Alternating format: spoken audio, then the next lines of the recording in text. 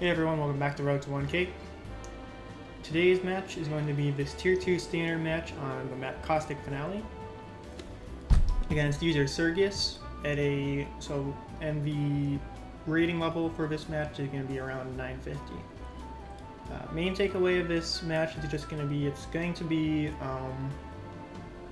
be showing off mainly just the difference between day-to-day and how even having a pretty good super like Rachel doesn't make up for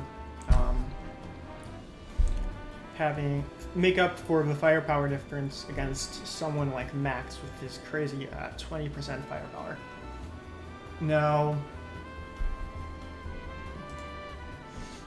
as you know, this is Caustic Finale. A lot of people recommend playing towards the center, and that's usually good to do.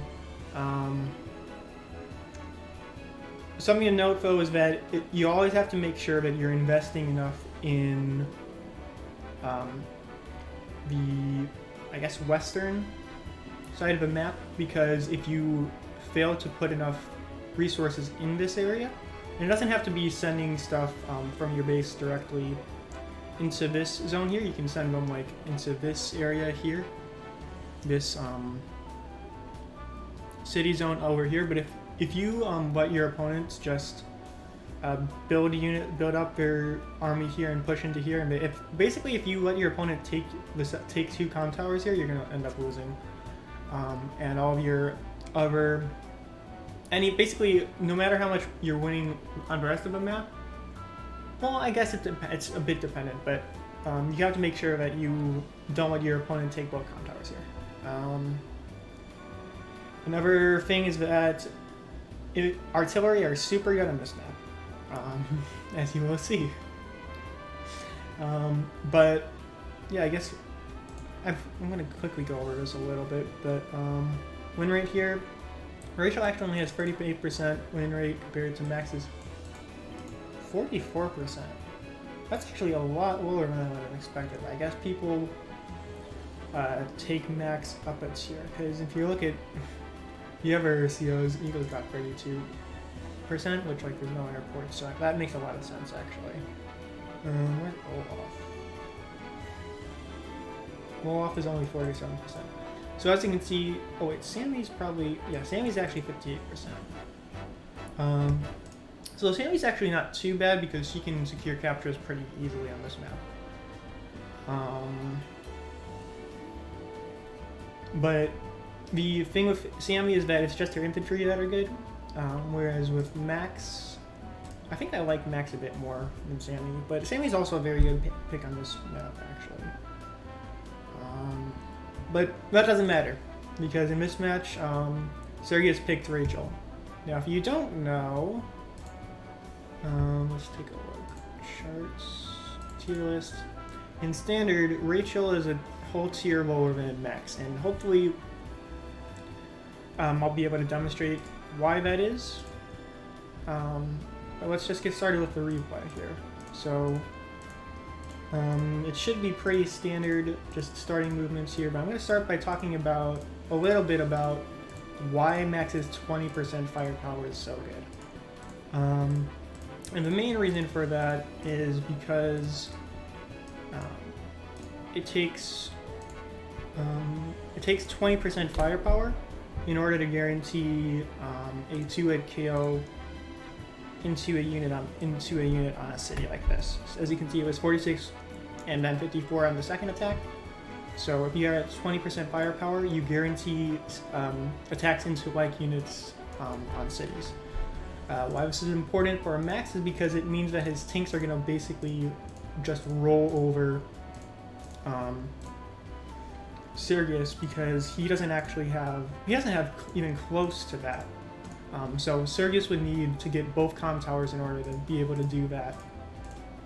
But as you'll see here, it's going to be, I think, basically standard infantry moving so far. This is a pretty good chain there into this contested city here. I think he's doing it here as well. And then he's sending some units into the corners as well. corners are also a pretty good place to put stuff. If you put an artillery in the corner, they can basically, because of how choky it is, you can just move them back and forth with it, and you can basically secure the entire corners with like just one artillery if you really want to. But as you can see, I'm actually opening up with the recon here, and I'm max. I think I looked at Sirius's profile before this, and I noticed that he just picks Rachel instead of an actual tier 2 CO most of the time. So I figured, oh, okay, he's gonna pick Rachel then. So if I pick Max, I can just bully her, and that's basically what I'm doing here. I'm sending the recon really early as well to hold on to that. Basically, I think my thing here was I'm gonna hold on to this firepower bonus as much as I can. Maybe I'll be able to push into the second comm tower, but if not, I can bully her well enough with my max firepower. He moves in with the tank, but he's actually not able to block properly with it. 1, 2, 3, 4, 5, 6, 7. Actually, I think he would have been able to block. If he had moved his tank onto this road tile, he would have been able to block properly. So that's another important thing to note is with tanks, you don't actually need to worry about defensive terrain if you're not going to be attacked. In standard, you can, as you can see here, all that I have so far is this tank, which I base skipped to get, which paid off, by the way. But as you can see, if he moved his tank here, I wouldn't be able to get it with this tank. And if he had moved his tank here as well, I wouldn't be able to move in like this, because I need all of this movement with the recon in order to do what I'm about to do here. And he doesn't follow up with the second tank as well, which is another big mistake on his part. Oh, well, actually he doesn't have the money for it. So never mind, no, this was perfectly fine on his part, but as you can see, I'm able to actually just dart in like that. This is another reason why Max's firepower is so freaking powerful, is he's got the recon here, is able to do like that much damage compared to like a normal recon, which isn't going to be able to consistently interrupt the cap without backup. So Max can actually rush in and do interrupts like this fairly reliably, and it'll be pushing him down to a level at which even if you just like follow up with like an infantry attack, and let's say he has at like 5 health, that would still be able to kill. So you can follow up with an infantry and kill, which is kind of huge. This video, I'm just going to be praising Max the entire time, so get used to that. I'm pushing in with infantry over here a little bit, and doing stuff with all this stuff, and then I'm applying more pressure into this southern area as well with this tank. And I think this is a pretty good move, honestly, because if he positions properly to deal with it, you can always just send your units. You can have to send them north, which sort of works, but you can send them into this area or this area, basically these central areas if you don't really want to play the center here that much. He actually doesn't take out my recon, so I'll be able to do whatever I want with it on this next turn. He doesn't interrupt my cap in return, which I think is, yeah, that's pretty smart because he's basically trying to secure the cap here. Although I think I probably would have attacked from the city if I were going to do that and then just join capped, because he doesn't have an extra unit here, but he would basically have taken less damage, I feel, but whatever. It's a minor play, it doesn't matter too much. As you can see, he's going in here. But the main play in this map is going to be just showing off what happened to the bottom left. Usually you're not able to do stuff like this. And here I'm trying to block with my recon here. This is a bad move, honestly, because he could just move down like that and cap, and then move in with his infantry and finish off if he wants to do that. So not the best move. But I knew from the gate here that I would me taking a pretty hefty counter against my tank here. And I can't really follow it up, so. But what I'm doing mainly here is trying to weaken all of his units here, I believe. So here, oh yeah, I have enough to do that, actually. That's interesting. Oh, I'm doing it, so I built a tank here because he built a tank up here. So I'm doing it to back up my infantry here. So you can't just pick them off for free. He actually goes for that instead, and he, instead of doing what I said earlier, when he could have easily just gone for a cap and then killed with this infantry. And that would have secured this capture as well, which would have been super important. But he's able to take out, excuse me, my tank there. So, not looking too good. But like realistically, it should be fine, because I've got the extra firepower and stuff, so I should be ahead a little bit. He moves his tank into the city. He's being super defensive with it, which I think is pretty justified, seeing as he's not building a false uptake here. He built a tank here probably to try and pressure over here, but also to maybe reinforce over here. I would definitely have built that tank in this base instead, but oh well. I put him in the forest here. As you can see, he's not actually able to take out my tank this turn, even if he wants to, so I'm moving the infantry there as well. It's a bit exposed, but I should be able to finish off that cap. Although, that's weird. I feel like he should definitely be able to cap that. Yeah, okay. I guess I was thinking of something else, but, go for a recon here to try and harass this infantry up here, and then I'm pushing with the tank here as well. So now I'll have two healthy tanks down here. He moves his tanks in a kind of weird way, but could have been avoided entirely if he had built the tank in this city. When you're building tanks, when you're playing this map, you usually want to build tanks in this city, and not in this city unless you're building two on this side. And if you're doing artillery, you usually want to build them from this base and not this base. I might be able to show off a bit of that in a second, but he builds the medium tank here. No, that's an awful move. First of all, I don't think there's even 16k worth of funds in this area.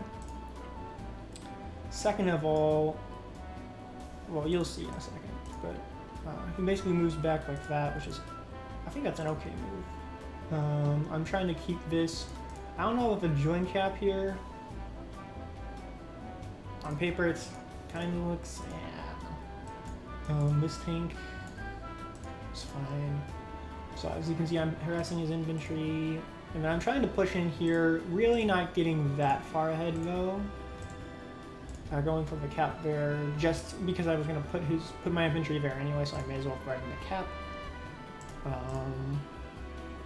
And pushing a little down there as well. I've got my normal power if I want it, but there's not really much I can do with an extra point of move right now, so right now I'm just saving up extra charge, maybe from super, and I get a medium take of my own up here to square off against his medium tank. And now he's kind of in a bad spot because he's got a normal medium tank, but I've got a max medium tank, so he can't afford to, he's going to have to play defensively with his medium tank. Whereas I can move around a bit easier because, well, it's not exactly right, but I have, because Max has movement-based powers, I can basically put my medium tank on the outer edges of his medium tank's range, and then I can thread him in by doing that. So this medium tank is already not being super effective at all. As you can see here, I'm trying to cut off his cap here, which again would have been, he could have had this a while ago, but oh well. And he moves his infantry onto there.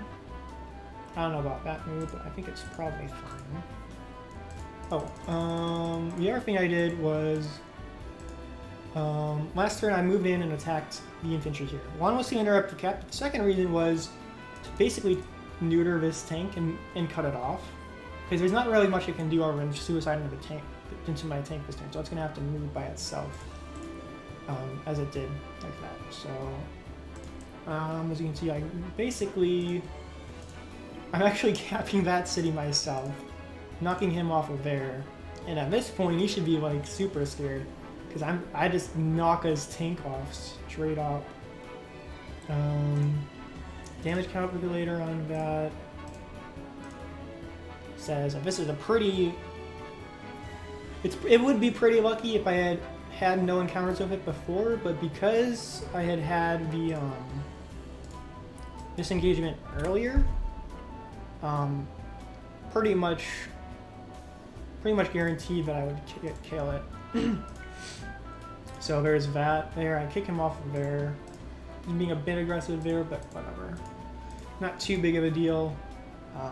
And then I'm pushing in here as well. So I'm join capping here, taking a nice little move in here as well to try and push as much as I can over here. And there's not really much you can do here to counter that, because I have my medium tank here. So I'll be able to, if he tries to push back against it with his medium tank, which he could do, he could take out my tank if he wanted to.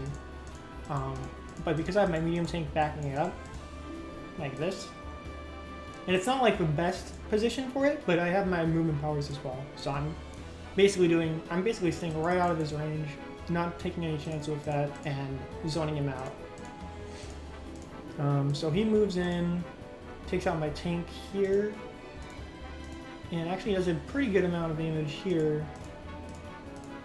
But this is getting me a lot closer to my superpower, as you'll see. So, but she popped her covering fire. So this covering fire, let's go over it really quickly. So covering fire is pretty good.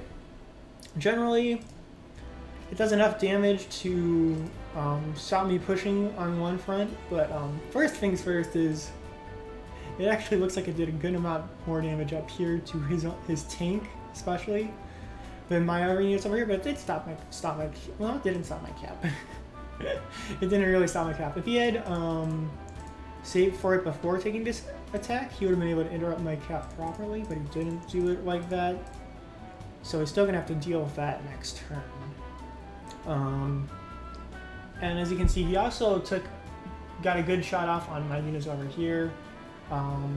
Not enough to interrupt this gap here either, but doing enough that's enough damage to make it so that he can move in with his medium tank if he wants to, actually, which he does. He's got his artillery backing it up. Of course, he'd have to base skip, and he's a little bit behind on units.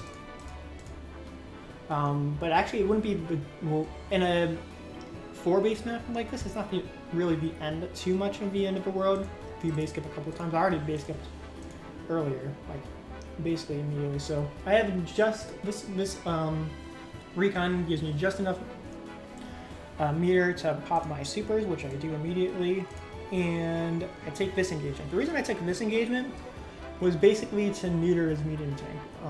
At 5 HP, he's not going to be able to do too much else with it, and the entire reason I built this medium tank in the first place was to take care of this one.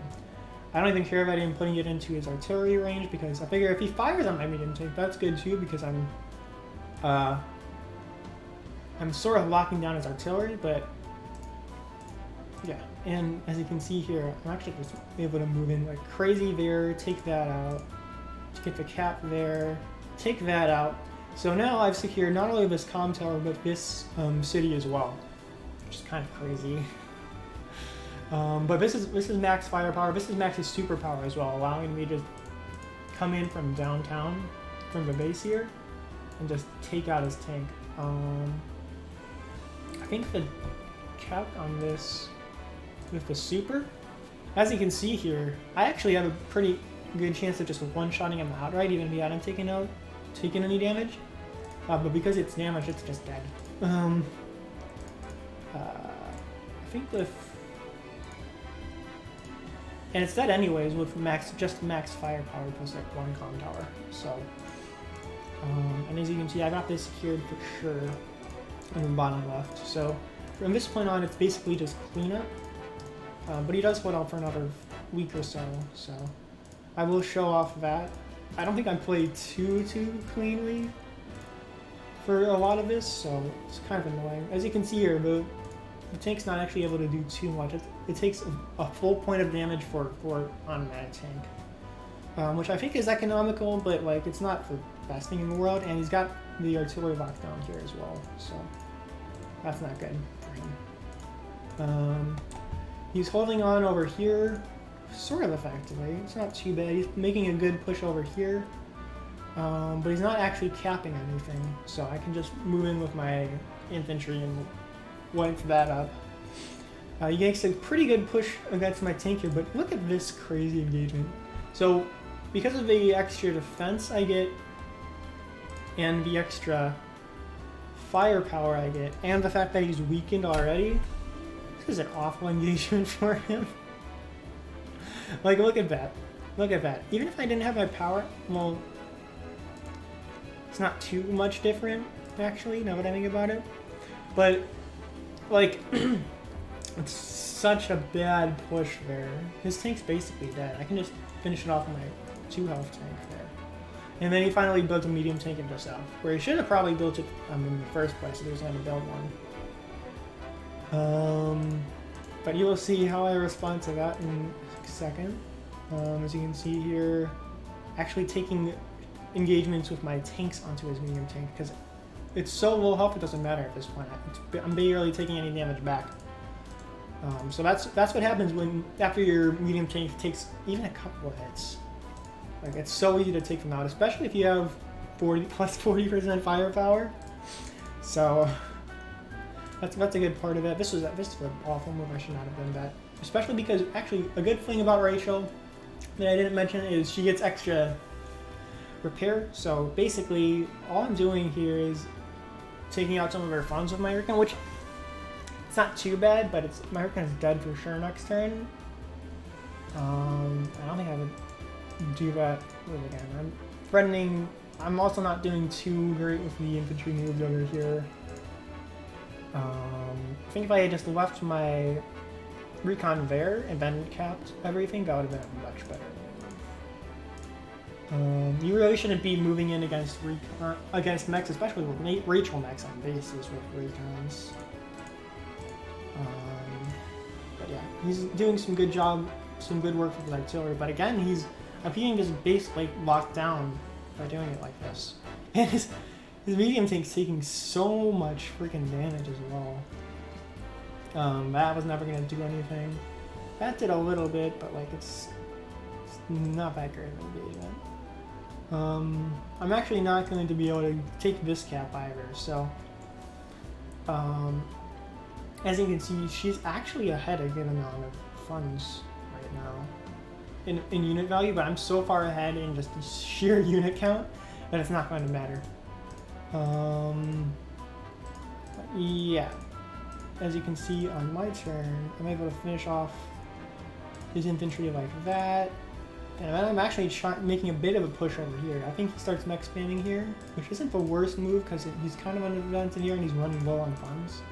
But that's never a good sign to start mech spamming. That's usually a sign that you're losing. Not always. There's a good amount of times where it's fine to do that. But I put it down to -3 HP, so she's going to burn a good amount of funds. Repairing that next turn. Then I'm moving north with these units a little bit. And I build the max artillery here. And honestly,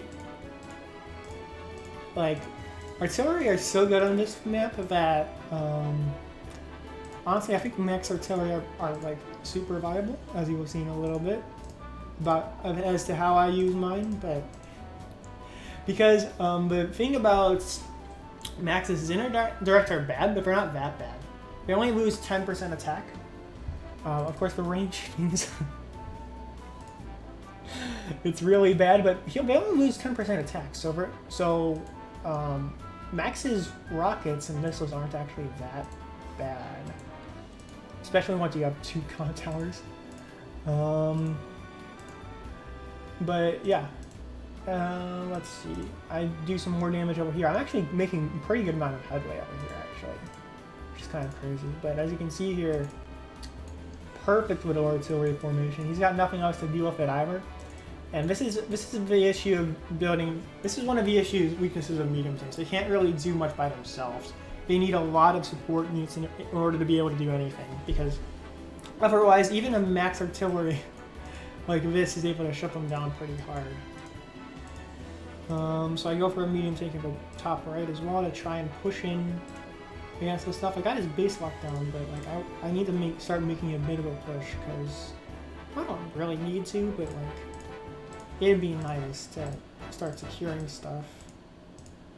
He rolls for a bunch of my units, but I'm finally actually able to take this cap here, which is pretty good.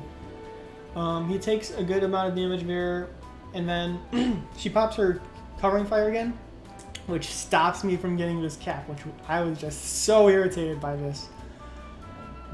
And as you can see here, I have my medium tank down here, which took a covering fire hit. I don't remember actually doing that, but I feel like I used move planner specifically to try and plan around that. Rachel's a bit annoying to to plan around with missiles, but usually if you have like a medium tank, you can build a nice formation to take a shot like that.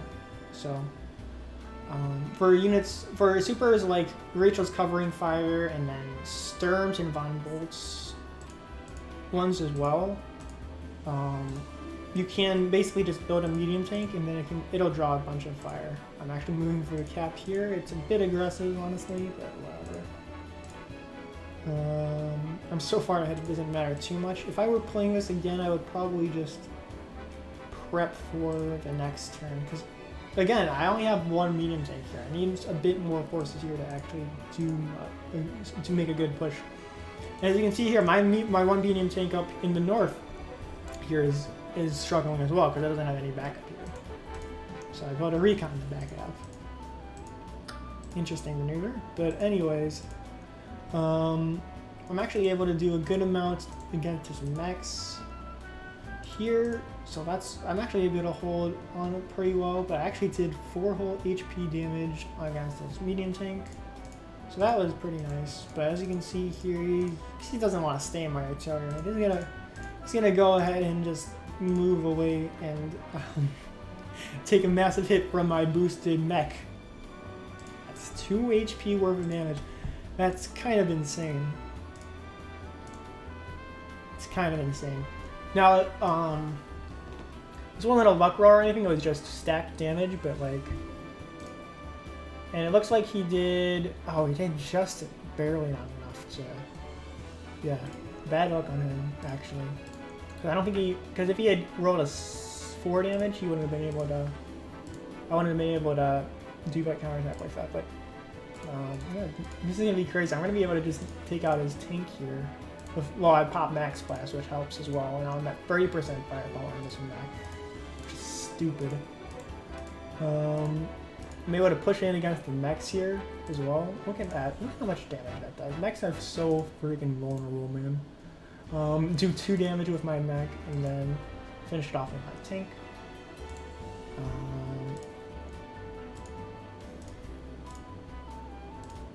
Yeah, that's pretty much guaranteed.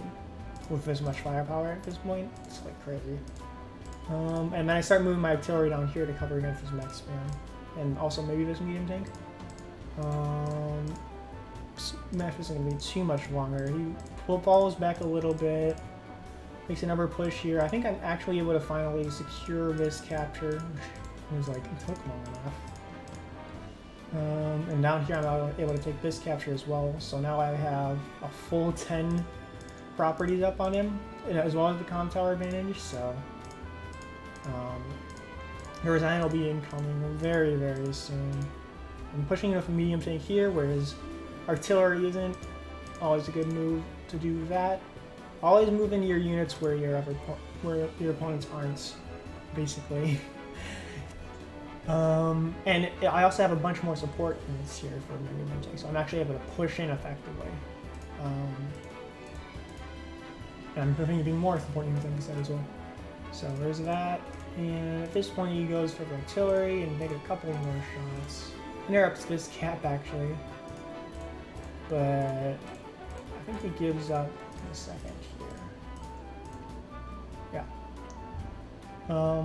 Actually not able to. I'm actually kind of out of range over here, which is annoying as well. But yeah, that's this map. That was this match in which I used an. I dabbed on my opponent with a max artillery again. So it shows. I think this map shows a lot, especially the weaknesses of medium tanks.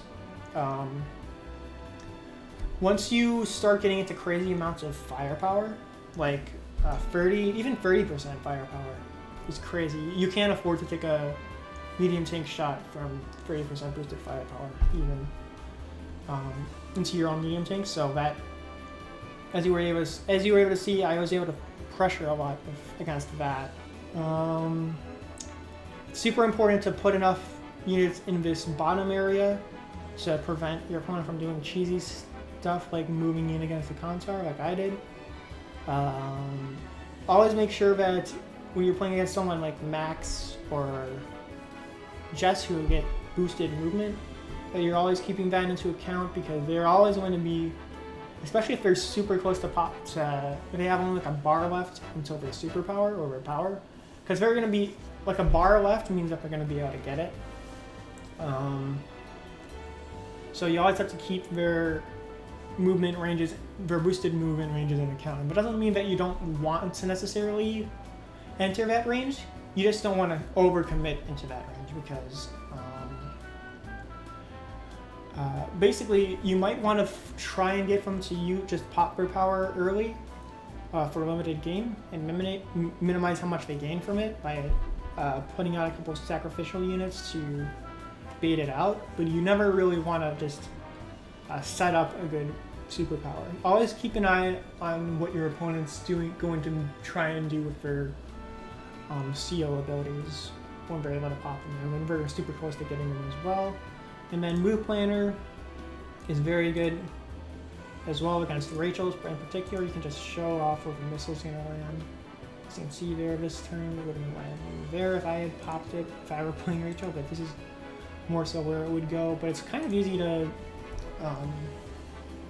play around that in lower league, because you have all the time in the world to plan out your moves. In live league, Rachel I feel like is a lot better, because you're not able to calculate this as easily. So I'm going to put the advantage a bit more on Rachel's side, because she's able to... it's a bit harder to... Especially for Rachel, because I feel like Rachel's a bit harder to play around when compared to people like Von Bolt and Sturm, who just have their one big missile, which you can bait with like a medium tank maybe. But yeah, I think I'm rambling a bit much, so I should probably wrap this up. Next week we'll be back on Witchcraft Trials, which I think is no longer, yeah, it's still no longer in the Global League, but yeah, it'll show how reinforcing in snow is kind of how... Well, actually, no, it won't, because we're both playing Olaf. That's the exact reason I picked Olaf in this match, was so that it wouldn't be super hard to reinforce. And as you'll see, this will be where I finally... This is the match where I actually finally reached 1K, so that'll be the last episode of this season. So tune in next week for that. Like and subscribe, and comment, all that nonsense. I think I covered everything, so see you next week, and peace.